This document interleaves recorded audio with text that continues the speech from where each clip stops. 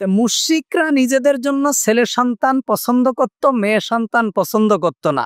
অথচ তারা কন্যা সন্তান ফেরেশতাদেরকে কি মনে করত? আল্লাহর কন্যা হিসাবে ব্যবহার করত। তা আল্লাহ তাআলা বলছেন, আমিত্তাখাযা মিম্মা ইয়াখলুকু বানাত, আমি যা সৃষ্টি করেছি তার মধ্য থেকে নিজেদের জন্য কন্যাকে তার মধ্য থেকে কন্যা নিজের জন্য গ্রহণ করতে তোমরা কি করেছো? অস্বীকার করেছো, বাছাই করেছো আমার জন্য কন্যা সন্তানকে।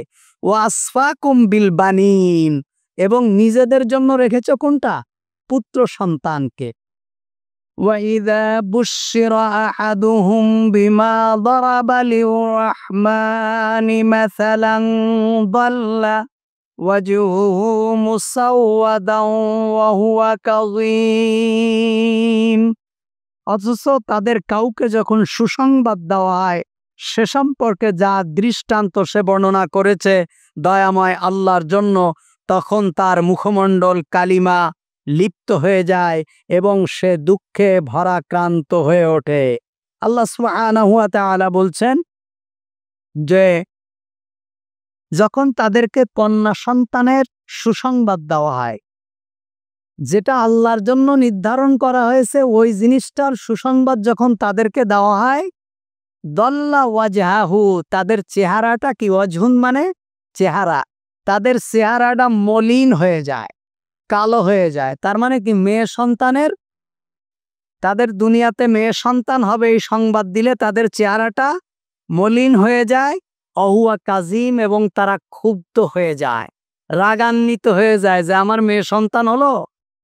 মেয়ে সন্তান হলো। আল্লাহ তাআলা কুরআনুল কারীমে আরেক জায়গায় বলছেন, ওয়াইজা বুশিরা আহাদুম বিল উনসা জাল্লা ওয়াজহাহু মুসাওয়াদা ওয়া হুয়া কাজিম, যখন তাদেরকে কোনো কন্যা সন্তানের সুসংবাদ দেওয়া হতো তখন তাদের চেহারাটা মলিন হয়ে যেত, রাগান্বিত হয়ে যেত, এবং তারা কি হয়ে যেত? ক্ষুব্ধ হয়ে যেত। আমাদের এই সমাজে এই এখনকার যুগে এসেও, এখনকার সময় এসেও মেয়ে সন্তান হওয়ার কারণে স্ত্রীকে ছেড়ে দেয়, এমন ঘটনা আছে না নাই? আছে। মেয়ে সন্তান হওয়ার কারণে মেয়েরে বাপের বাড়িতে নিয়ে রেখে আসে আর নিয়ে আসে না, কিংবা মেয়ে সন্তান হওয়ার কারণে বউয়ের সাথে সম্পর্কই ছিন্ন করে ফেলে। মেয়ে সন্তান হওয়ার কারণে মানুষকে বলে না যে একটা সন্তান হয়েছে, মানুষকে বলে না। মানুষ জিজ্ঞেস করে, কি ব্যাপার, শুনলাম ভাই আপনার বাচ্চা হবে, তা কই আপনি তো কিছু জানালেন না? না ভাই, কি আর জানাবো, মেয়ে হয়েছে তো এই জন্য আর জানাইনি, এজন্য আর কি জানাইনি। তো এই বাল্লা ওয়াজহাহু মুসাওয়াদা ওয়া কাযীব, যারা মেয়ে সন্তান হলে যাদের চেহারা মলিন হয়ে যায়, যারা ক্ষুব্ধ হয়ে যায়, যারা রাগান্বিত হয়, যারা মনে মনে রাগ করে, যারা স্ত্রীর উপরে গুসা হয়, রাগ হয়, কিংবা শ্বশুরবাড়ির সাথে সম্পর্ক ছিন্ন করে, মনে করতে হবে তারা মুখে কালিমা পড়লেও তাদের অন্তরের মধ্যে নেফাকি আছে, এবং মুশরিকদের চরিত্র তাদের অন্তরের মধ্যে কি আছে। আল্লাহ তাআলা আমার ভালো জানেন, কোনটা দিলে আমার ভালো হবে এটা আমার মা বাবা ভালো জানেন না, আমার আল্লাহ ভালো জানেন। আমার আল্লাহ ভালো জানেন। সুতরাং আমার কন্যা দিলে আমার জন্য কল্যাণ হবে না আমাকে ছেলে দিলে আমার জন্য কল্যাণ হবে, এটা আল্লাহই ভালো জানেন। বহু মানুষ ছেলে সন্তানের বাপ হয়েছে, কিন্তু দেখা গেছে ছেলের হাতে মাইর খাইতে খাইতে বাপে মাপসে কোন পায় না। অথচ এই ছেলের জন্যই বাবা রাত দিন পরিশ্রম করেছে, এই ছেলের জন্যই আল্লাহর কাছে কান্নাকাটি করেছে, ছেলে হওয়ার আনন্দের চোটে এই করেছে সেই করেছে। দেখা যাচ্ছে যে সেই ছেলেই বাবার উপরে নির্যাতন করে, আর মেয়ের জন্য কোনো আনন্দ করেনি। মেয়ে হয়েছে, ক্ষুব্ধ হয়েছে, মেয়ে হয়েছে, কোনো গুরুত্ব দেয়নি, মেয়ের পড়ালেখার ব্যাপারেও গুরুত্ব দেয়নি, কোনো রকম একটা ছেলের সাথে পাত্রস্থ করেছে। এক সময় দেখা গেছে বৃদ্ধ বয়সে সেই যেই মেয়েকে অবহেলা করেছে, যেই মেয়ের প্রতি কোনো গুরুত্বই দেয়নি, যেই মেয়ের জন্মে গ্রহণে বাপমা খুশিও হয়নি, পরিণতি বয়সে বার্ধক্য অবস্থায় গিয়ে ওই মেয়েটাই বাবা মায়ের জন্য কি কাজে লেগেছে। এজন্য সন্তান কালো হোক, পরিষ্কার হোক, ভালো হোক আর খারাপ হোক, ছেলে হোক আর মেয়ে হোক, সব ব্যাপারে শুকরিয়া আদায় করতে হবে কার? আল্লাহ সুবহানাহু ওয়া তাআলা। কোনোভাবেই অসন্তুষ্ট হওয়া যাবে না, এবং অসন্তুষ্ট হওয়া মানেই আল্লাহ সুবহানাহু ওয়া তাআলার সিদ্ধান্তের ব্যাপারে, আল্লাহ তাআলার সিদ্ধান্তের উপরে অখুশি হওয়া। ছেলে সন্তান হোক আর মেয়ে সন্তান হোক কিংবা সন্তান না হোক, কোনো ব্যাপারে অখুশি হওয়া মানে আল্লাহ যে সিদ্ধান্ত, সেই সিদ্ধান্তর বিরুদ্ধে কি অবস্থান নেওয়া। أَوَمَن يُنَشَّأُ فِي الْحِلْيَةِ وَهُوَ فِي الْخِصَامِ غَيْرُ مُبِينٍ। তবে কি সে আল্লাহর অংশ হতে পারে যে লালিত পালিত হয় অলঙ্কারাদির মধ্যে? এখানে আল্লাহ তাআলা বলছেন মেয়েরা তো দুর্বল, মেয়েরাও অলঙ্কারাদি পরে, অলঙ্কারাদি পরে, গয়নাগাটি পরে, এগুলো পরতে তারা ভালোবাসে। তা যারা গয়নাগাটি পরে, যারা অলঙ্কারাদি পরে, তারা কি কখনো আল্লাহ তাআলার অংশ হতে পারে? কখনো পারে না। আল্লাহ তাআলা এটাই প্রশ্ন করেছেন। ওয়াজআলুল মালাইকাতাল্লাযীনা হুম ইবাদুর রহমানি ইনাসা আশাহিদু খালাকাহুম সাতুকতাবু শাহাদাতুহুম ওয়া ইউসআলুন। আর তারা সাব্যস্ত করেছে ফেরেশতাদেরকে, যারা দয়াময় আল্লাহ সুবহানাহু ওয়া তাআলার বান্দা নারী, তারা কি প্রত্যক্ষ করেছে তাদের ফেরেশতাদের সৃষ্টি? অবিলম্বে তাদের দাবি লিপিবদ্ধ করে নেওয়া হবে এবং তাদেরকে সম্পর্কে জিজ্ঞাসাবাদ করা হবে। আল্লাহ তাআলা বলছেন যে যেটা ইবাদুর রহমান, মানে রহমানের যে বান্দা, সেই বান্দাকে তারা নারী সাব্যস্ত করেছে। তারা ফেরেশতাদেরকে, ফেরেশতারা কারা? ইবাদুর রহমান, আল্লাহর কি বান্দা, আল্লাহর গোলাম। এই আল্লাহর গোলামদেরকে তারা কি করেছে? নারী সাব্যস্ত করেছে। এবং কি আশাহিদু খালাকাহুম, আল্লাহ তাআলা বলছেন তারা কি তাদের সৃষ্টিকে কি প্রত্যক্ষ করেছে? অর্থাৎ তারা কি জানে ফেরেশতারা নারী না পুরুষ? তারা কি ফেরেশতাদেরকে দেখেছে? না আমি সৃষ্টি করার সময় তারা সেখানে উপস্থিত ছিল? তাহলে তারা কিছুই জানে না, অথচ তারা ফেরেশতাদেরকে নারী হিসাবে সাব্যস্ত করেছে। সাতুকতাবু শাহাদাতুহুম ওয়া ইউসআলুন, অনতিবিলম্বে, অতি তাড়াতাড়ি তাদেরকে এ সম্পর্কে জিজ্ঞাসাবাদ করা হবে। তার মানে তারা মরে গেলে তারা যে মিথ্যা কথা বলছে, এই মিথ্যা কথার উপরে তাদেরকে কি আল্লাহ সুবহানাহু ওয়া তাআলার কাছে জবাব দিতে হবে। তাহলে ফেরেশতারা আমাদের কি, আমরা কি আমানতু বিল্লাহি ওয়া মালাইকাতিহি, আমরা ঈমান এনেছি কার উপর? আল্লাহর উপর। ওয়া মালাইকাতিহি, এবং ফেরেশতাদের উপর। ফেরেশতার উপর কিভাবে ঈমান এনেছি? ফেরেশতারা আল্লাহ তাআলার গোলাম, ইবাদুর রহমান, আল্লাহ তাআলার সৃষ্টি। তারা নারী না পুরুষ আমরা জানি না, তারা নারীও না পুরুষও না, আল্লাহ তাআলার সৃষ্টি। আল্লাহ তাআলা তাদেরকে যে কাজের জন্য বানিয়েছেন, যা হুকুম দিচ্ছেন, যা নির্দেশ দিচ্ছেন, আল্লাহর নির্দেশ তারা কি করছে? ফলো করছে। তারা আল্লাহর নির্দেশ মানছে। এই ফেরেশতাদের উপরে এতটুকু ঈমান আনা। আর কাফেররা ফেরেশতাদের কি মনে করে? নারী মনে করে, এবং এটা আল্লাহর কন্যা, আল্লাহর কি কন্যা। এরা মুশরিক। আল্লাহ সুবহানাহু ওয়া তাআলা এই কথাই বলছেন। তারপরে কি মালাইকাতি, তারপরে ওয়া কুতুবিহি, আল্লাহর কিতাবের উপর, আল্লাহর কিতাবের উপরে ঈমান আনা। আল্লাহর কিতাবের উপরে ঈমান আনা এক জিনিস, আর কিতাব মানা আরেক জিনিস। এখন আমরা ইনজিল শরীফ আল্লাহর কিতাব, ইনজিল কি আল্লাহর কিতাব, কিন্তু ইনজিল কি আমরা মানি না, কারণ ইনজিল রহিত হয়ে গেছে। মুহাম্মাদুর রাসূলুল্লাহ সাল্লাল্লাহু আলাইহি ওয়াসাল্লামের পরে কোরআন আসার পরে ইতিপূর্বের যত আসমানি কিতাব ছিল, সমস্ত আসমানি কিতাব কি হয়ে গেছে? রহিত হয়ে গেছে। সেগুলোর আইন আর এখন বলবৎ নেই। এখন শুধু কিয়ামত পর্যন্ত কোরআনুল কারীমের আইন চলবে। কিন্তু তাওরাত আল্লাহর কিতাব, ইহুদিরা যেটা মানে, ইহুদিরা যেটাকে মানে অনুসরণ করতে চায়, ওগুলো তো বিকৃত হয়ে গেছে। তাওরাত আল্লাহর কিতাব, জাবুর আল্লাহর কিতাব, অন্যান্য আসমানের থেকে যা অবতীর্ণ হয়েছে সবগুলো আল্লাহর কিতাব, এর উপরে আমরা ঈমান আনি। এর উপরে কি আমরা ঈমান আনি, এগুলো আমরা বিশ্বাস করি।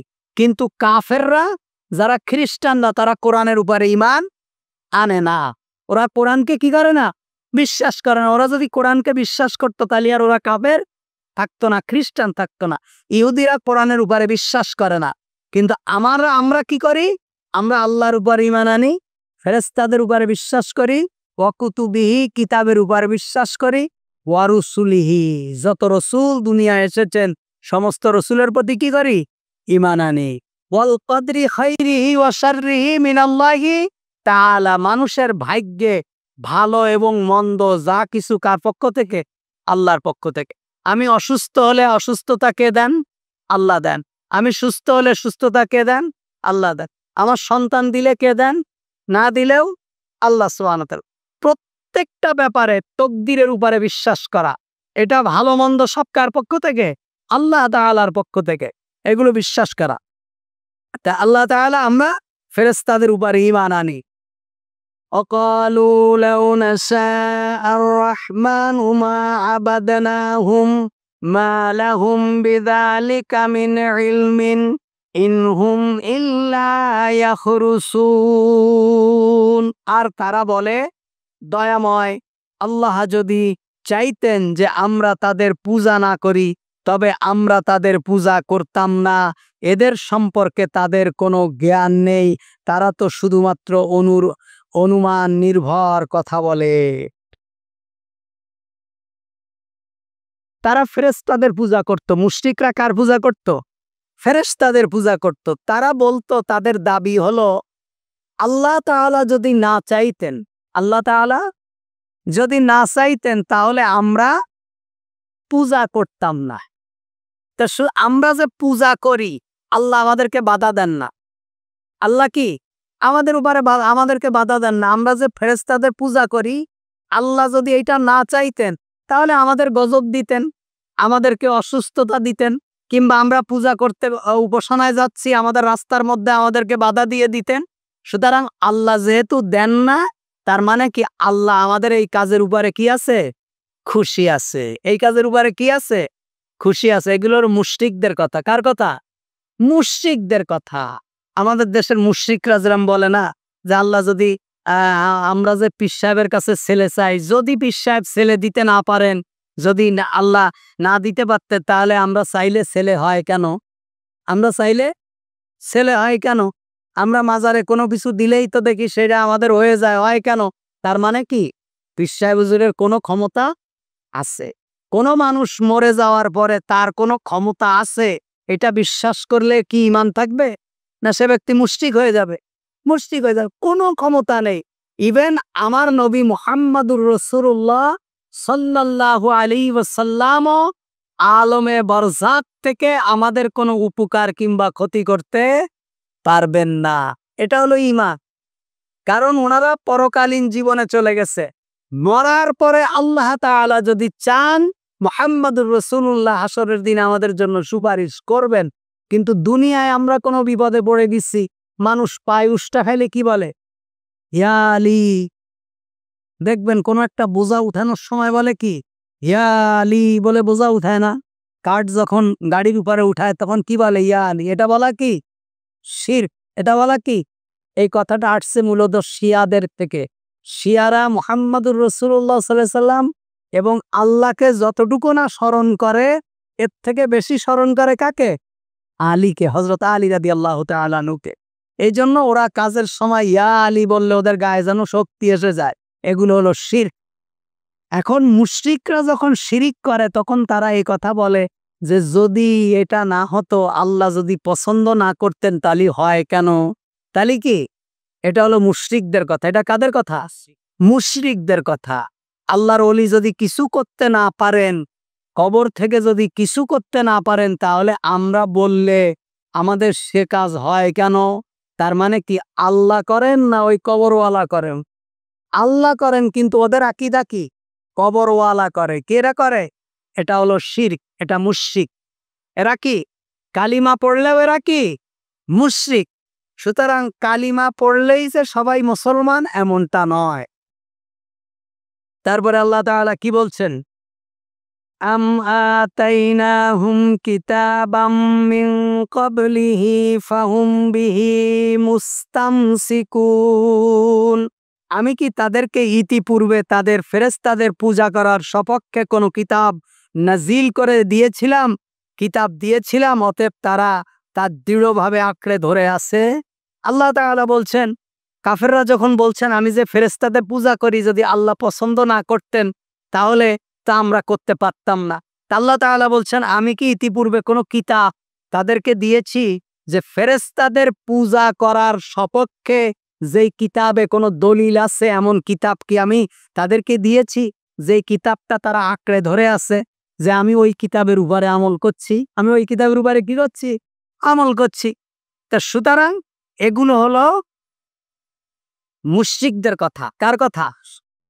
পৃথিবীতে আমি এই গত ২-৩ দিন আগে, আগেও দেখছি, ২-৩ দিন আগে দেখলাম পৃথিবীতে একটা ধর্ম আছে, ঈসাই ধর্ম। কি ধর্ম? ঈসাই ধর্ম, মানে খ্রিস্টান ধর্ম না। এই ধর্মটা হলো শয়তানের পূজা করে এরা। এরা শয়তানকে কি বলে? পূজা করে, এবং শয়তানকে সর্বশক্তি হিসাবে তারা মানে, এবং এরা শয়তানেদের রব, শয়তানের পূজা করে। এদের বক্তব্য কি? আল্লাহ তাআলা আদমকে সিজদা দিতে বলেছিলেন শয়তানকে, শয়তান সিজদা দেয়নি কেন? তাদের দলিল হলো শয়তান আল্লাহকে সব থেকে বেশি ভালোবাসে। এই আল্লাহর অধিকারটা তারা আদমকে দিতে চায়নি। শয়তান আল্লাহর অধিকার আদমকে দিতে চায়নি। আল্লাহকে সে এত গুরুত্ব দেয়, আল্লাহর হুকুমকে এবং আল্লাহকে এত মহাব্বত করে, আল্লাহর এত আনুগত্য করে, যে আল্লাহ অর্ডার করেছে শয়তানকে আদমকে সিজদা দিতে, কিন্তু তারপরেও সে রাজি হয়নি, যে না, আমি আল্লাহ ছাড়া আর কাউকে সিজদা দেব না। এজন্য তারা মনে করে শয়তান হলো ওই শয়তানের কি একটা নাম যেন আছে, ওই এর মধ্যে ওদের আলাদা কিতাবও আছে। ওদের দাবি হলো যে শয়তান মূলত প্রকৃত ইমানদার। প্রকৃত কি? ইমানদার। কারণ শয়তান চায়নি যে আমি আল্লাহ ছাড়া আর কারো ইবাদত করি। এইটা হলো শয়তানের সব থেকে বড় বৈশিষ্ট্য। এই ধর্মের মানুষ আছে, এই ধর্মের মানুষ আছে যুগ যুগ ধরে, এবং এই ধর্মের মানুষ এই ধর্মে কেউ নতুনভাবে প্রবেশ করতে পারে না। যেমন ইসলাম কবুল করতে পারে, খ্রিস্টান ধর্ম কবুল করতে পারে, হিন্দু ধর্ম গ্রহণ করতে পারে, এই ধর্মে বাইরের কোনো মানুষ গ্রহণ করতে পারে না, একমাত্র সেই ধর্মের সেই গোত্রের লোক ছাড়া। এজন্য তারা তাদের সন্তানাদিদেরকে শুধুমাত্র তাদের গোত্রেই বিবাহ দেয়, দিয়ে তাদের অনুসারী বাড়ায়। বাইরের কোনো লোক ওই ধর্ম গ্রহণ করে তাদের ধর্ম গ্রহণ করতে পারে না। কোন কোন দেশে আছে আমি নেটে দেখছিলাম এই বিভিন্ন ধর্মর ব্যাপারে। এখন এই ধরনের যুক্তি যারা উপস্থাপন করে তারা কি? তারা হলো শয়তান। তারা কি? মনে রাখতে হবে, কোরআন এবং হাদিসের দলিলের বাইরে কোনো যুক্তি গ্রহণ করা যাবে না। কোরআন এবং হাদিসের বাইরে কোনো যুক্তি গ্রহণ করা যাবে না। যারা দলিল ছাড়া কোনো যুক্তি দিয়ে দিনকে মানতে চায়, মনে করতে তারা হলো ধোঁকাবাজ এবং তারা ভুলের মধ্যে আছে। এই যে কি সুন্দর যুক্তি ওদের। বাল ক্বালু ইন ওয়াজাদনা আবাআনা আলা উম্মাতিন ওয়া ইন্না আলা আসারিহিম মুহতাদুন।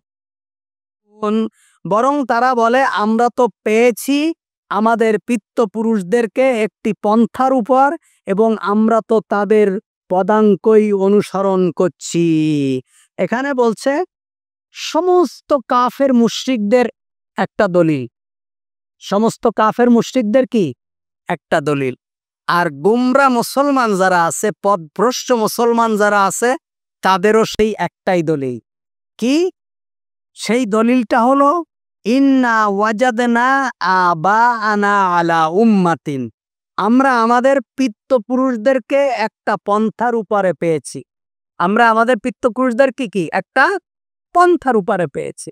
এটা হলো তাদের দলিল। এটা তাদের কি দলিল। কয়েকদিন আগে একটা, গতকালকে মনে একটা দিন গেছে, কি দিন বন্ধ গেছে না গতকাল? দিন কি দিন গেছে? ওই দিন, ওই গতকালকে যে দিনটা গেছে সেই দিনটা হলো এই সাহার সম্বা না কি জানো? দাঁড়ান আমি বের করছি কি দিনটা জানো। গতকালকে আমি এটা একটা লেখাও দিয়েছি, এই আখিরি চাহার সোমবা। গতকালকে আখিরি চাহার সোমবা। আখিরি চাহার সোমবা কি? যার উপরে কোরআন হাদিসের কোনো দলিল নেই, অথচ এই দিনটার উপরে ভারত, পাকিস্তান এবং বাংলাদেশ সরকারি ছুটি চলে। এখন এই চাহার সোমবা কি?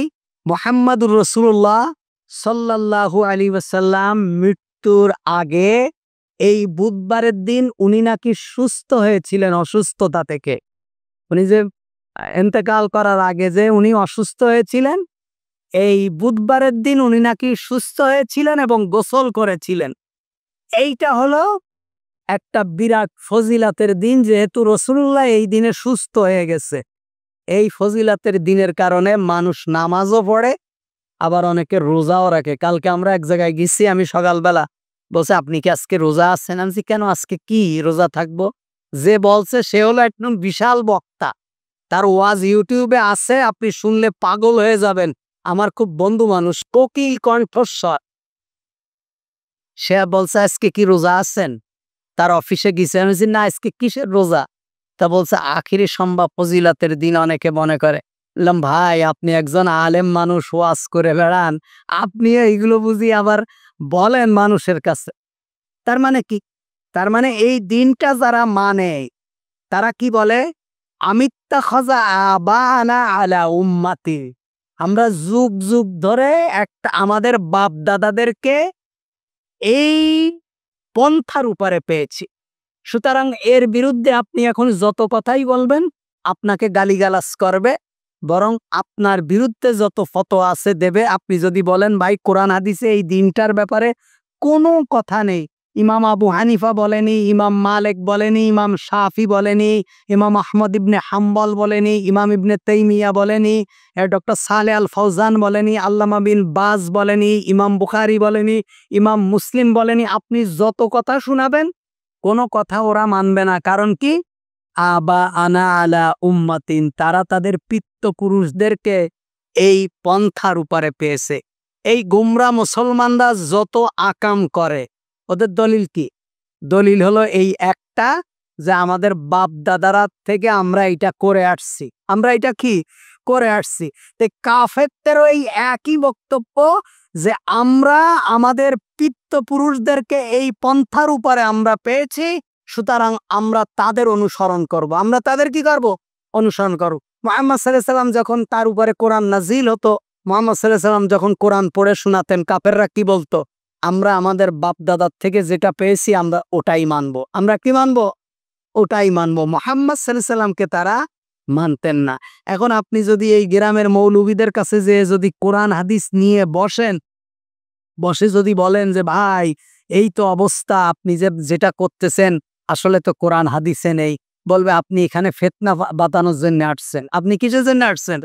এখানে ফিতনা সৃষ্টি করার জন্য আসছেন। তো যেইটা আকাম করে ওইটা ফিতনা না, যেটা কোরআন হাদিস দেয় এইটা ফিতনা? আকামটা হলো ফিতনা, কিন্তু আমরা যখন দলিল দেই তখন ভাই আপনি এটা একটা ফিতনা বাতানোর জন্য এখানে আসছেন, আপনি কোথার থেকে আসছেন, আপনি বেরোন। আমাদের এখানে তখন মনে হয় এই মসজিদে বছর খানিকও হয়নি, আমাদের ইমাম নূর ইসলাম যে ছিল সে আসরের নামাজের ইমামতি করছে। আসরের নামাজের ইমামতি করতে আমাদের মেহরাব তো সাধারণত অনেক মেহরাব একটু বাইরে থাকে, আমাদের তো একদম দাগে থাকে। নিয়ম হলো একটুখানি পা যদি বাইরে থাকে তাহলে একটু ভালো, কারণ এই মেহরাবটা মসজিদের অংশ ছিল না। মসজিদের কি ছিল না? অংশ ছিল না। আমরা ওইটা করেছি কেন? ওইটা করার কারণে একটা কাতার বেঁচে যায়। একটা কাতার কি হয়ে যায়? আমি যদি এখানে ইমামতি করি তাহলে এই কোতাল কাতারটা আর মুসল্লি দাঁড়াইতে পারেন। এই কারণে মুসলিম উম্মার ইজমা অনুযায়ী মেহরাব বানানো হয়েছে। তো মুহাম্মদুর রাসূলুল্লাহর সময় ওই মেহরাব কি ছিল না, তো মেহরাব বানানো হয়েছে, ভবিষ্যৎ এখানে দাঁড়াই ইমামতি করছে। কন্তে দুই মৌলবী আসছে, আমি তো এদেরকে মৌলবী ছাড়া কিছু বলি না, যারা নামের শুরুতে মাওলানা লেখে, মুফতি লেখে, অথচ কোরআন হাদিস সম্পর্কে কোনো জ্ঞানই নেই, মূর্খ। এদেরকে মৌলবী ছাড়া কি বল? মৌলবী এখানে এসে নূর ইসলাম নামাজ হয়ে গেছে, নামাজ হওয়ার পরে নূর ইসলামরে বলছে যে আপনার পা বাইরে ছিল না। কোথায় ছিল না? বাইরে ছিল না, নামাজ হয়নি। ওই মৌলবী দুটো ওই জায়গায় দাঁড়ায় নাকি আবার নামাজ পড়ছে। নূর ইসলাম দিয়েছে আমারে ফোন দিয়ে বলছে, শায়েক যদি কোনো কারণে মেহরাবের বাইরে নামাজ ইমাম যদি না হয়, না দাঁড়ায়, তাহলে কি নামাজ হয় না? আমি কে বলছে হয় না? বলছে দুই মৌলবী মাওলানা এসে বলছে। আমি মাওলানা দুটোরে খুঁটির সাথে বান্ধ, যদি ক্ষমতা থাকে খুঁটির সাথে বান্ধেন। কত বড় জাহেল, কত বড় মূর্খ যে তারা আবার নামাজ পড়েছে। তার মানে কি? তার মানে কোনো ধরনের জ্ঞান নেই, ওই কোন থেকে শুনে আসছে সেই অনুযায়ী চলছে। তা মূর্খ মানুষরা সব সময় দলিল তাদের একটা কি, আমিত্তাখাযা আবানা আলা উম্মাতিল, আমরা আমাদের বাপ দাদাকে একটা অবস্থার উপরে পেয়েছি। বাপ দাদাকে কি পেয়েছি? একটা অবস্থার উপরে পেয়েছি। সেই অবস্থাটা শুরু হবে আগামী সপ্তাহ থেকে। আবার কি সপ্তাহ? মিলাদুন্নবী আসছে না? এই মিলাদুন্নবীতে দেখবে যত ধরনের আকাম আছে ইসলামের বিরুদ্ধে সবগুলো করবে। করে কি বলবে? আমিত্তাখাযা আবানা আলা উম্মাতিন, আমাদের বাপ দাদাকে আমরা এই পন্থার উপরে পেয়েছি। ঘরে ঘরে মিলাদ দাও, তারপরে গেট সাজাও, আতশবাজি দাও, এই করো সেই করো, কেক কাটো, মাজারে যাও, তারপরে পীরের দরগায় যাও, ইয়ানাবি সালাম আলাইকা পড়ো। এগুলো কি কোরআন থেকে পেয়েছে না বাপ দাদার থেকে পেয়েছে? তো এই মুশরিকরা যেরকম বিভিন্ন দলিল দিত, পথভ্রষ্ট মুসলমান যারা কোরআন হাদিস মানে না, ওরা ওই একই দলিল দেয়। একটাই দলিল যে আমরা আমাদের বাপ দাদার কাছ থেকে এটা পেয়েছি, সুতরাং এইটাই করব, এর বাইরে কোনো কথা আমরা মানতে রাজি নই। আল্লাহ তাআলা বলছেন, وَكَذَلِكَ مَا أَرْسَلْنَا مِن قَبْلِكَ فِي قَرْيَةٍ مِّن نَّذِيرٍ إِلَّا قَالَ مُتْرَفُوهَا إِنَّا وَجَدْنَا آبَاءَنَا عَلَى أُمَّةٍ وَإِنَّا عَلَى آثَارِهِم مُقْتَدُونَ।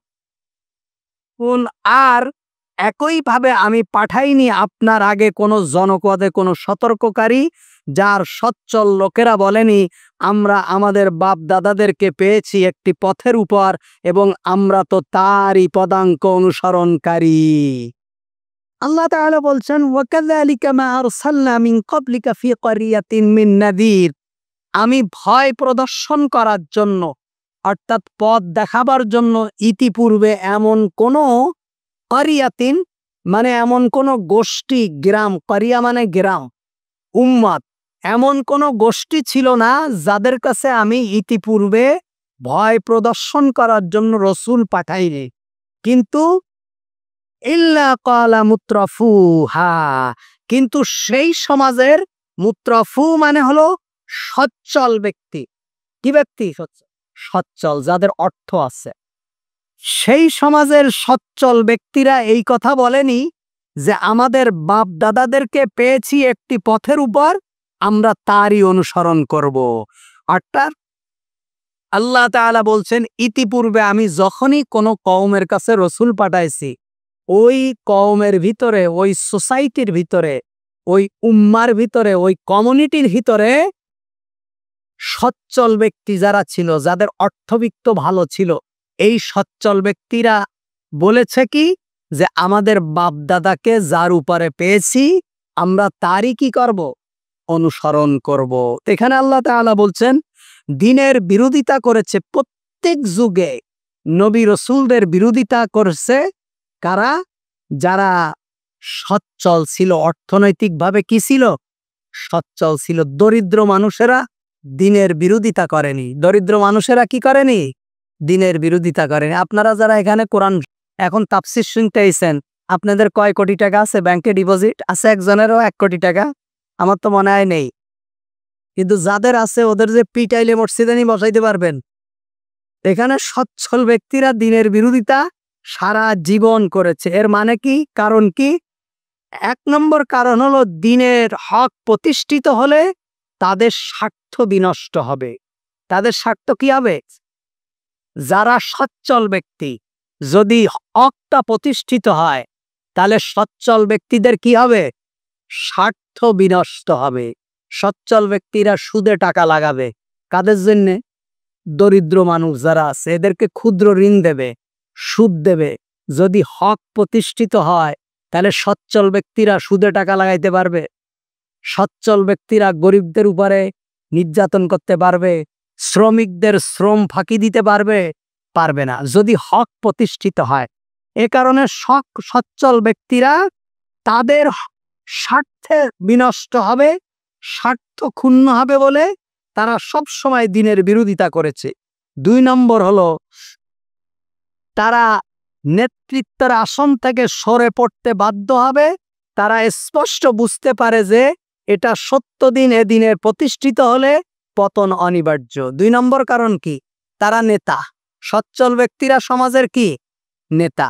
নেতা মানে হলো নেতা হক বাদে যারা নেতা তারা কি? চোর, ডাকাত, বদমাশ, ধর্ষণকারী, সমাজের নিকৃষ্ট মানুষ। তা এরা জানে যদি হক প্রতিষ্ঠিত হয় তাহলে ওদের নেতৃত্ব কি হয়ে যাবে? ধ্বংস হয়ে যাবে। এই কারণে তারা হকের বিরোধিতা করে। হকের কি করে? বিরোধিতা করে। 3 নম্বর কারণ হলো এরকম, 3 নম্বর আরো অনেক কারণ আছে, সময় বেশি নেই।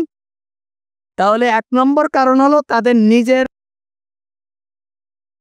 নষ্ট হবে, নিজের কারণে, নিজের অধিকার, নিজের স্বার্থের কারণে। 2 নম্বর হলো তাদের নেতৃত্ব নষ্ট হবে এই কারণে।